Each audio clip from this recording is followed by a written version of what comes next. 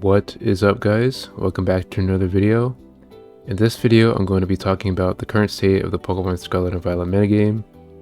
So yeah, just sit back, relax, and I'm going to talk about just my opinion on the evolution of the meta and just the current state of the meta and what's going on. And yeah, so without further ado, let's just get into the video. So as y'all know, we're in, season 21 of Pokemon Scarlet and Violet, which is basically the end of Regulation G. So Regulation G is going to end in a few days, right? And it's been a pretty crazy evolution compared to like the beginning of the game. As the first season was starting, everything was new, right? Everyone was getting used to specialization and the meta behind it and how to make the most use out of it, right? You could use it offensively or defensively, and you can just build so many possible strategies around it. But since then, the metagame right now has become extremely dishonest, and I'm going to get into that in this video. Now, so the tiers, the tiers of Battle Stadium singles, right? You have Master Ball tier, right? Ultra Ball tier, Great Ball tier, Pokeball tier, and Beginner, right? At the end of the season, some players, the competitive players, some players we like to take that like to take the game seriously. They basically, they create a team that they're very confident in for the current metagame or the season that they're in, right? And on the final day or the final week of the season, they try to push their account as high as possible.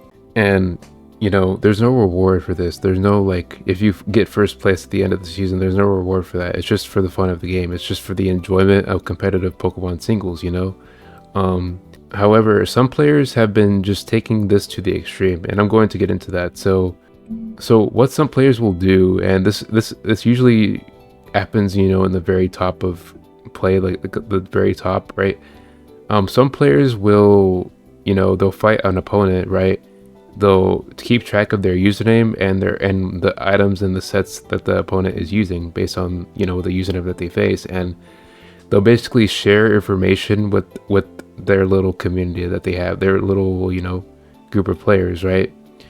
And yeah, I've seen this happen. I've seen this happen many times. I've even dealt with the situation where I was the victim of this. I was playing outplay matches, right? And my opponent would just randomly know what I have, and even though I didn't share any information publicly about my team. I was just trying to push my account as high as possible. I was confident in my team, right?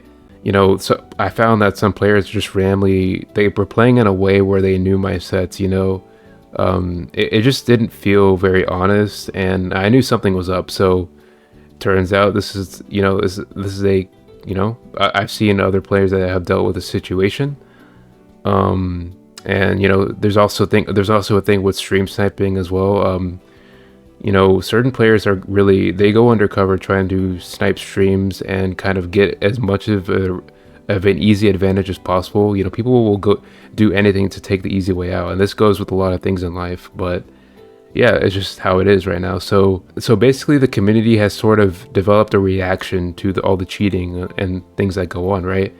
And this is the development of alt accounts, the use of default trainer names which serve as alt accounts. And this basically allows you to remain anonymous, so people can't just share, oh, this username, use this, just be alert for that. You can't just do that. So but there is a problem with alt accounts, and the main problem is that, like, if you face like a team and it's under alt and you face that person again, you might not even recognize it, because like you're just not gonna there'll be some times where you just don't recognize it. So the problem with this is that the opponent will know that they rematched you, but you won't know that they're rematching them. So they have a lot more information than you have, and this is going to create a very dishonest battle where one person just knows more information than the other. So it's not even going to be a real battle, to be honest. It's just going to be like, you're just going to be at a huge disadvantage information wise, which is what Pokemon is all about. It's about gaining information during the match, or just kind of picking a selection that kind of deals with their team, and then kind of thinking throughout the match, right? But when you know all the information beforehand, it just takes away from all the it takes away from everything. So yeah, it's just unfortunate. But yeah, alt accounts are basically a reaction to all the sharing of information that people have done. So yeah, just keep that in mind. Another thing is that there's a prevalence of rental codes on the ladder, and it's not a good thing because these rental code, some of them appear way more than others, and what these do is they basically stale the metagame, and they kind of push the idea that this team is, you got to use this team, it's just the best team in the metagame right now, when that's not the case. Even in higher level play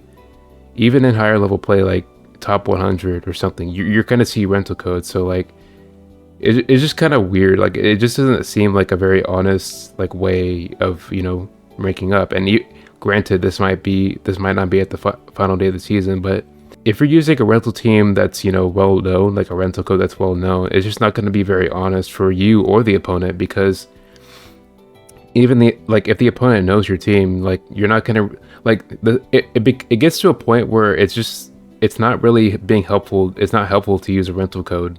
It just becomes unhelpful because usually players like to use rental codes to help themselves learn the meta, but if they're using a popular rental code, they're just going to get countered because the opponent like probably has seen that code before, and they're going to just counter it. So it's going to warp their understanding of how the meta works, and it's just going to not be good for the general competitiveness of the game.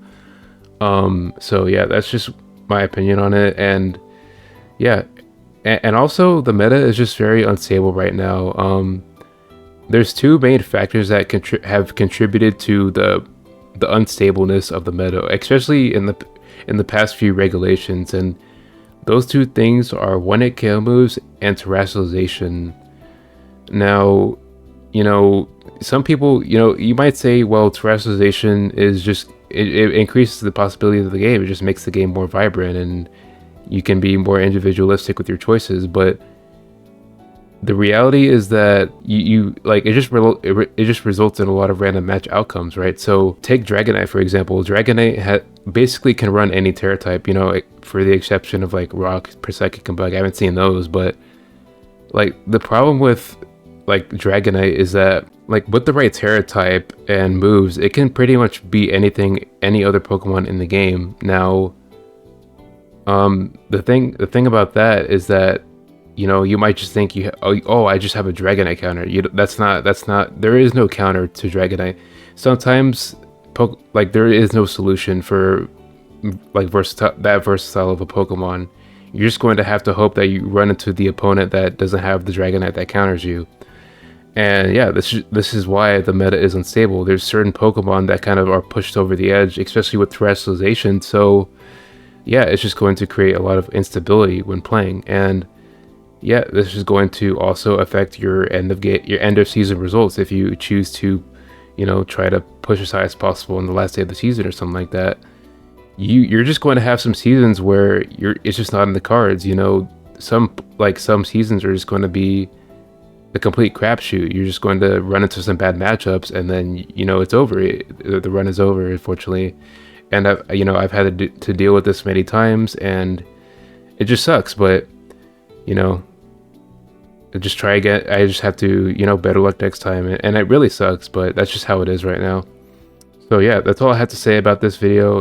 I really like. With all that being said, I do enjoy this challenge that comes with any Pokemon like meta and just team building in general. I just really enjoy team building and sharing ideas. But sometimes the truth just needs to be known, and knowing the truth gives inner peace. I find knowing reality kind of gives you peace with with anything you do in life. So yeah, that's pretty much all I had to say about that, and I'll see you guys next time.